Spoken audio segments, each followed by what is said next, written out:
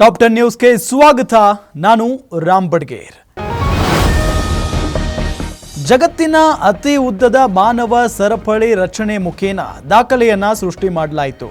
ಅಂತಾರಾಷ್ಟ್ರೀಯ ಪ್ರಜಾಪ್ರಭುತ್ವ ದಿನದ ಅಂಗವಾಗಿ ಸಮಾನತೆ, ಐಕ್ಯತೆ, ಸಾಮರಸ್ಯ, ಸಾಮಾಜಿಕ ನ್ಯಾಯವನ್ನ ಬಿಂಬಿಸುವ ಜಗತ್ತಿನ ಅತಿ ಉದ್ದದ ಮಾನವ ಸರಪಳಿ ರಚನೆ ಮುಖೇನ ದಾಖಲೆ ಸೃಷ್ಟಿ ಮಾಡಲಾಯಿತು.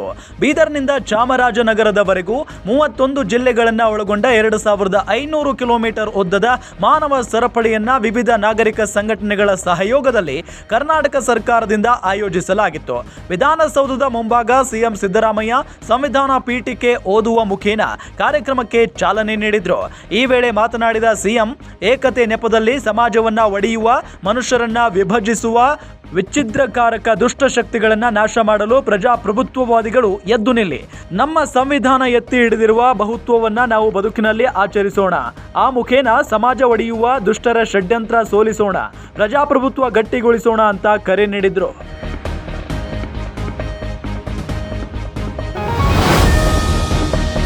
ಸಿಎಂ ಸಿದ್ದರಾಮಯ್ಯನವರು ಭಾಗಿಯಾಗಿದ್ದ ಕಾರ್ಯಕ್ರಮದಲ್ಲಿ ಯುವಕನೊಬ್ಬ ಸಿಎಂ ಬಳಿ ಹೋಗೋದಕ್ಕೆ ಪ್ರಯತ್ನ ಪಟ್ಟಿದ್ದಾನೆ.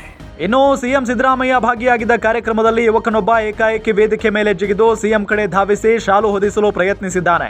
ವಿಧಾನಸೌಧದ ಮುಂಭಾಗ ನಡೆಯುತ್ತಿದ್ದ ವಿಶ್ವ ಪ್ರಜಾಪ್ರಭುತ್ವ ದಿನದ ಕಾರ್ಯಕ್ರಮದಲ್ಲಿ ಭದ್ರತಾ ನಿಯಮ ಉಲ್ಲಂಘನೆಯಾಗಿರುವ ಘಟನೆ ನಡೆದಿದೆ.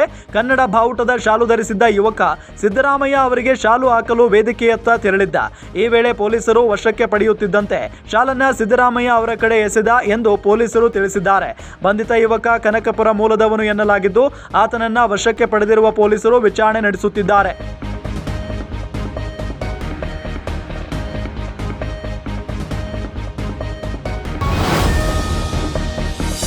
ಜಾತಿ ನಿಂದನೆ ಪ್ರಕರಣದಲ್ಲಿ ಅರೆಸ್ಟ್ ಆಗಿರುವ ಮುನಿರತ್ನ ಅವರನ್ನ 2 ದಿನಗಳ ಕಾಲ ಪೊಲೀಸ್ ಕಸ್ಟಡಿಗೆ ನೀಡಿ ನ್ಯಾಯಾಲಯ ಆದೇಶ ಹೊರಡಿಸಿದೆ.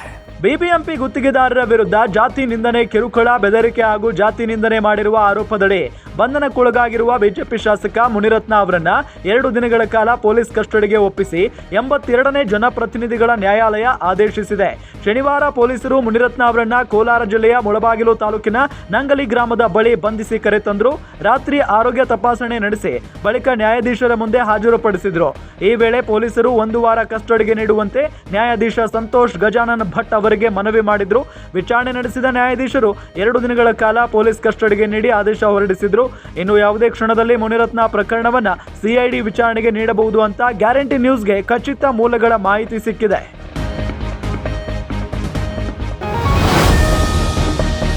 ಜಾತಿ ನಿಂದನೆ, ಲಂಚ ಆರೋಪ ಪ್ರಕರಣಕ್ಕೆ ಸಂಬಂಧಪಟ್ಟಂತೆ ಅರೆಸ್ಟ್ ಆಗಿರುವ ಮುನಿರತ್ನ ವಿರುದ್ಧ ಇವತ್ತು ಕಾಂಗ್ರೆಸ್ ಮಹಿಳಾ ಘಟಕ ಪ್ರತಿಭಟನೆ ನಡೆಸಿತು.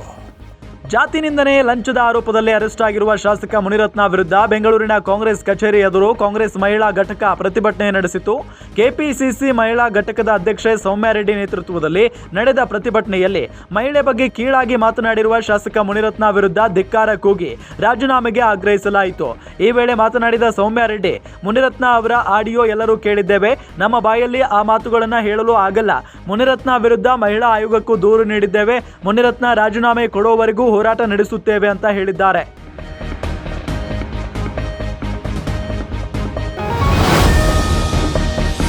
ನನ್ನ ಬಂಧನಕ್ಕೆ ಕುಸುಮಾ ಹನುಮಂತರಾಯಪ್ಪ, ಡಿಕೆ ಸುರೇಶ್ ಷಡ್ಯಂತ್ರ ನಡೆಸಿದ್ದಾರೆ ಅಂತ ಮುನಿರತ್ನ ಅವರು ಆರೋಪವನ್ನ ಮಾಡಿದ್ರು. ಇದೇ ವಿಚಾರಕ್ಕೆ ಸಂಬಂಧಪಟ್ಟಂತೆ ಕುಸುಮಾ ಹನುಮಂತರಾಯಪ್ಪ ಪ್ರತಿಕ್ರಿಯೆ ಕೊಟ್ಟಿದ್ದಾರೆ. ಮುನಿರತ್ನ ಅವರು ಹಿರಿಯ ಅನುಭವಿ ರಾಜಕಾರಣಿಯಾಗಿದ್ದಾರೆ. ಯಾರೋ ಹೇಳಿ ಕೊಡುವಷ್ಟು ಸಣ್ಣ ಮಗುವಲ್ಲ.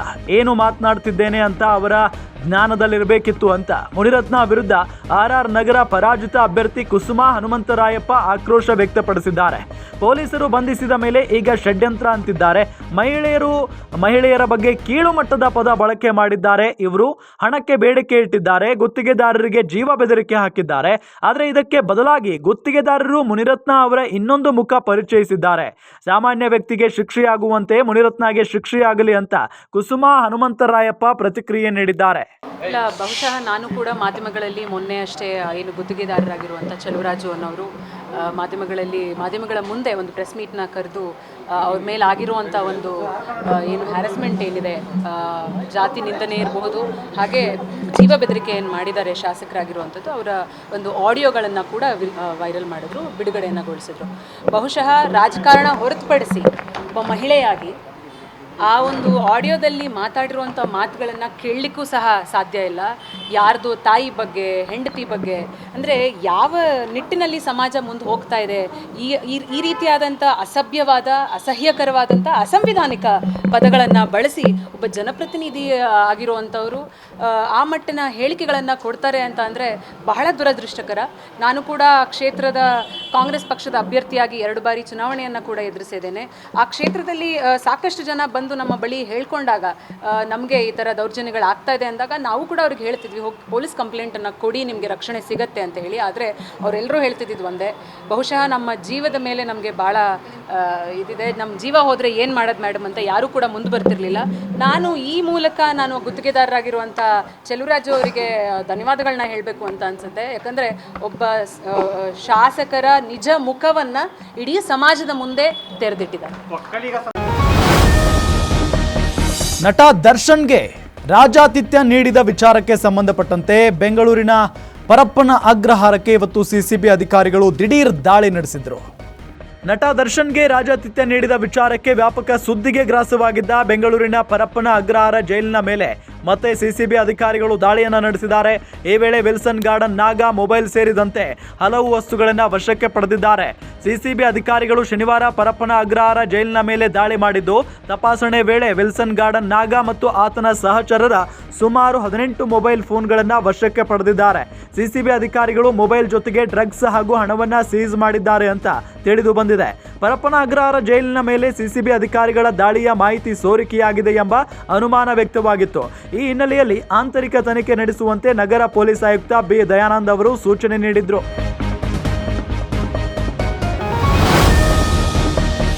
ಶಾಸಕ ಮುನಿರತ್ನ ಅರೆಸ್ಟ್ ಪ್ರಕರಣಕ್ಕೆ ಸಂಬಂಧಪಟ್ಟಂತೆ ಇವತ್ತು ಎನ್ ರವಿಕುಮಾರ್ ಪ್ರತಿಕ್ರಿಯೆ ಕೊಟ್ಟಿದ್ದಾರೆ. ಅಟ್ರಾಸಿಟಿ ಕೇಸ್ ಮುನಿರತ್ನ ಮೇಲೆ ಆಗಿದೆ, ಕ್ರಮ ತೆಗೆದುಕೊಳ್ಳಲು ನಮ್ಮ ಅಡ್ಡಿ ಇಲ್ಲ. ಆದರೆ ಕಾಂಗ್ರೆಸ್ ಶಾಸಕ ಚೆನ್ನಾರೆಡ್ಡಿ ಮೇಲೆ ಅಟ್ರಾಸಿಟಿ ಕೇಸ್ ಆಗಿದ್ದರೂ ಅವರು ಇನ್ನೂ ರಾಜಾರೋಷವಾಗಿ ಓಡಾಡ್ತಾ ಇದ್ದಾರೆ ಅಂದಮೇಲೆ ಕರ್ನಾಟಕ ರಾಜ್ಯದಲ್ಲಿ ಪ್ರಜಾಪ್ರಭುತ್ವ ಎಲ್ಲಿದೆ ಅಂತ ಎನ್ ರವಿಕುಮಾರ್ ಪ್ರಶ್ನಿಸಿದ್ದಾರೆ. ನಾಗಮಂಗಲದಲ್ಲಿ ಗಣಪತಿ ಹಬ್ಬ ಆಚರಣೆ ಮಾಡಿದವರ ಮೇಲೇನೆ ಕೇಸ್ ಹಾಕಿದ್ದಾರೆ. ಕಲ್ಲು ಎಸೆದು ಬೆಂಕಿ ಹಾಕಿದವರ ಮೇಲೆ ಕ್ರಮ ಇಲ್ಲ. ಇದೇನಾ ಸಿದ್ದರಾಮಯ್ಯನವರ ಸಂವಿಧಾನ ರಕ್ಷಣೆ? ಕರ್ನಾಟಕ ರಾಜ್ಯದಲ್ಲಿ ಗೃಹ ಇಲಾಖೆಯನ್ನ ಸರ್ಕಾರ ಸಂಪೂರ್ಣವಾಗಿ ಅಲ್ಪಸಂಖ್ಯಾತರ ಕೈಗೆ ಕೊಟ್ಟು ಬಿಟ್ಟಿದೆ. ಅಲ್ಪಸಂಖ್ಯಾತರಿಗೆ ಯಾವುದೇ ತೊಂದರೆ ಆಗಬಾರ್ದು ಅಂತ ಪಾಲಿಸಿ ಮಾಡಿಬಿಟ್ಟಿದೆ. ಇಂತಹ ಹಿಂದೂ ವಿರೋಧಿ ನೀತಿಯನ್ನ ಬಿಜೆಪಿ ಖಂಡಿಸುತ್ತದೆ ಅಂತ ಸರ್ಕಾರದ ವಿರುದ್ಧ ಎನ್ ರವಿಕುಮಾರ್ ವಾಗ್ದಾಳಿ ನಡೆಸಿದ್ದಾರೆ.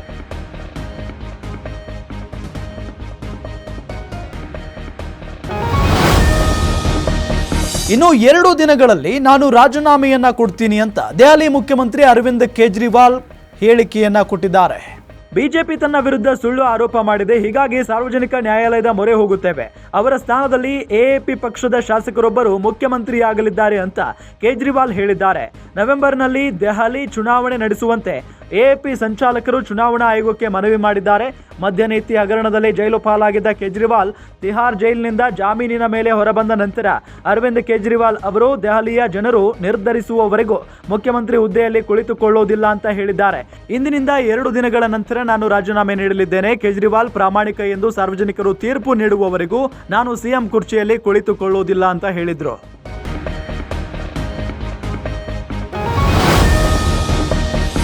ರಾಜಕೀಯ ತಂತ್ರಗಾರ ಪ್ರಶಾಂತ್ ಕಿಶೋರ್ ಒಂದು ಅಚ್ಚರಿಯ ಹೇಳಿಕೆಯನ್ನ ನೀಡಿದ್ದಾರೆ.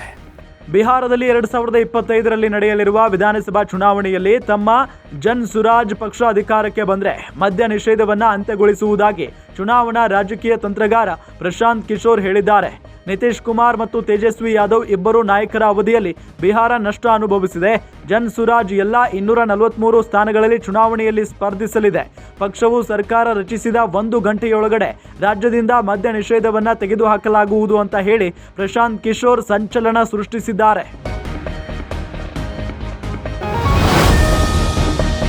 ದರ್ಶನ್ ಅಭಿನಯದ ಕಾಟೇರ ಸಿನಿಮಾಗೆ ಬರೋಬ್ಬರಿ 4 ಅವಾರ್ಡ್ಗಳು ಸಿಕ್ಕಿವೆ. ಫಿಲಂ ಫೇರ್ ಸೌತ್ನಲ್ಲಿ ಅವಾರ್ಡ್ ಮಿಸ್ ಆಗಿದ್ದ ಕಾಟೇರ ಸಿನಿಮಾಗೆ ಬರೋಬ್ಬರಿ 4 ಸೈಮಾ ಅವಾರ್ಡ್ ಸಿಕ್ಕಿದೆ. ತರುಣ್ ಸುಧೀರ್ ನಿರ್ದೇಶನದ ಬ್ಲಾಕ್ ಬಸ್ಟರ್ ಕಾಟೇರ ಸಿನಿಮಾಗೆ ಅತ್ಯುತ್ತಮ ಚಿತ್ರ, ಅತ್ಯುತ್ತಮ ಯುವ ನಟಿ, ಅತ್ಯುತ್ತಮ ಹಿನ್ನೆಲೆ ಗಾಯಕಿ, ಅತ್ಯುತ್ತಮ ಸಂಗೀತ ನಿರ್ದೇಶನ ವಿಭಾಗದಲ್ಲಿ ಪ್ರಶಸ್ತಿ ಸಿಕ್ಕಿದೆ. ಆರಾಧನಾ ರಾಮ್ ಅತ್ಯುತ್ತಮ ಯುವ ನಟಿ ಪ್ರಶಸ್ತಿ ಪಡೆದುಕೊಂಡಿದ್ದಾರೆ. ಪಸಂದಾಗವನೆ ಹಾಡಿಗೆ ಗಾಯಕಿ ಮಂಗ್ಲಿ ಅತ್ಯುತ್ತಮ ಹಿನ್ನೆಲೆ ಗಾಯಕಿ ಪ್ರಶಸ್ತಿ ಪಡೆದುಕೊಂಡಿದ್ದಾರೆ. ಅತ್ಯುತ್ತಮ ಸಂಗೀತ ನಿರ್ದೇಶಕ ಪ್ರಶಸ್ತಿಯನ್ನ ವಿ ಹರಿಕೃಷ್ಣ ಬಾಚಿಕೊಂಡಿದ್ದಾರೆ. ಇನ್ನು ಪಸಂದಾಗವನೆ ಹಾಡಿಗೆ ತೆಲುಗಿನ ಗಾಯಕಿ ಮಂಗ್ಲಿ ಅತ್ಯುತ್ತಮ ಹಿನ್ನೆಲೆ ಗಾಯಕಿ ಅವಾರ್ಡ್ ಪಡೆದುಕೊಂಡಿದ್ದಾರೆ. ಇದಾಗಿತ್ತು ಇವತ್ತಿನ ಟಾಪ್ 10 ನ್ಯೂಸ್. ನೋಡ್ತಾ ಇರಿ ಗ್ಯಾರಂಟಿ ನ್ಯೂಸ್, ಸುದ್ದಿ ಖಚಿತ, ನ್ಯಾಯ ನಿಶ್ಚಿತ.